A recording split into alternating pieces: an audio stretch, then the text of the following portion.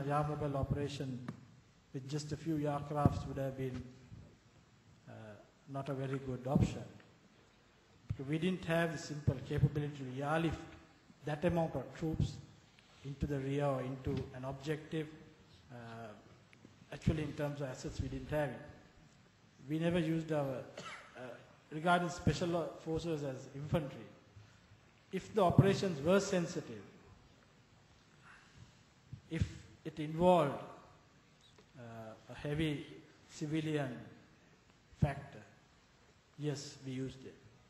If the situation due to LTT, for example, LTT counterattacks, and if the situation was critical and we were in the process of losing any tactical advantages, yes, we used our special forces. Special operations forces operated just seamlessly. If you take the battlefield framework from deep operations, close operations, mid-battle space as we call it, supporting counterattacks, and even rear operations. So they operated seamlessly. The tendency to use them, actually infantry might not be the word, the sensitiveness of the situation drove up their employment. It may not be a classical special operations answer, but those are the facts on the ground. The special forces were used when the mission is critical. Otherwise, the normal infantry did the needful. So, yes, and about the air mobile operations, in fact, there were a couple of successful air mobile operations were conducted. And of course, later on, LTT countered the air mobile operations because wherever the aircrafts are seen, and they had the missiles also, so they tend to attack the aircrafts. In fact, during Mullativ rescue operation also, the air mobile troops were used. But thereafter, not many operations were done with air mobile brigade, but they were effectively used on ground operations. To answer General Mehta's question on Plan B, I think Professor Rohan Gunanda should be able to contribute on that.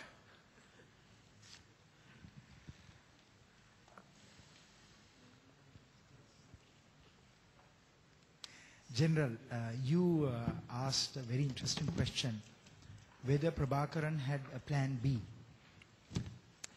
Firstly, I want to say that after the fall of Kilinochchi, Prabhakaran was psychologically very down, and he did not play a decisive role in the day-to-day planning and preparation of the LTT attacks.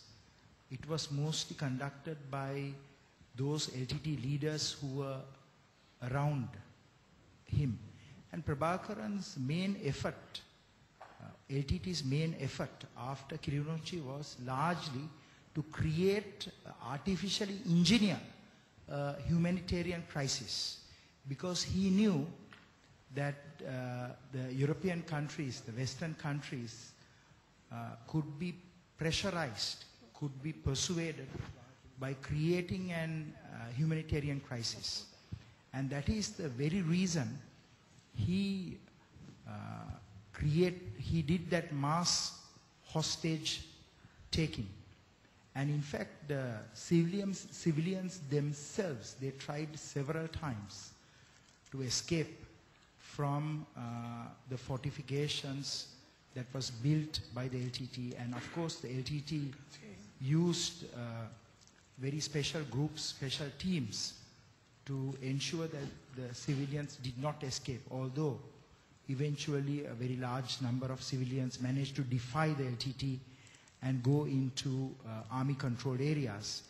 Prabhakaran, in the final stage, had several plans, but as far as we know, there were two plans that were quite significant. One was he wanted to break out, and he sent one of his commanders called Jayam, who went across the lagoon but the military managed to intercept him and his team. And eventually, Prabhakaran's son led another team and they want to break out. And again, the army had second and third lines and they prevented that.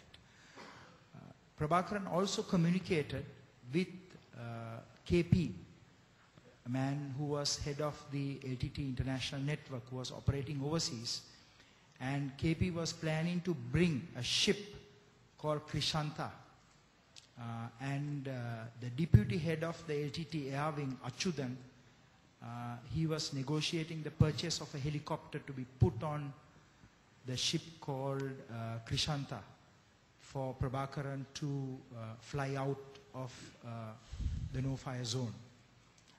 At the same time, the LTT was discussing with at least one government and UN personnel of LTT leadership being taken out of the no-fire zone to a third country.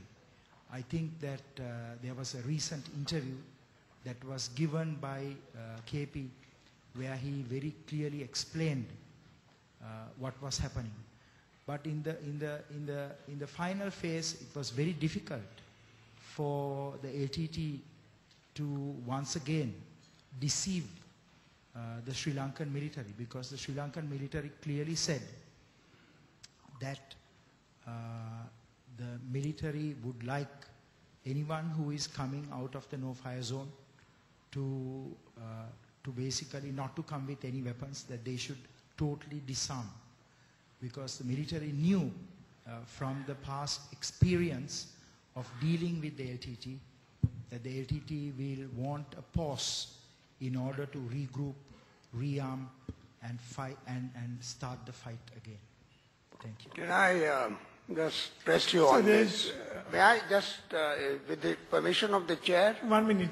Yeah, you know, there is, this still begs the question that what happens to the legacy of the LTT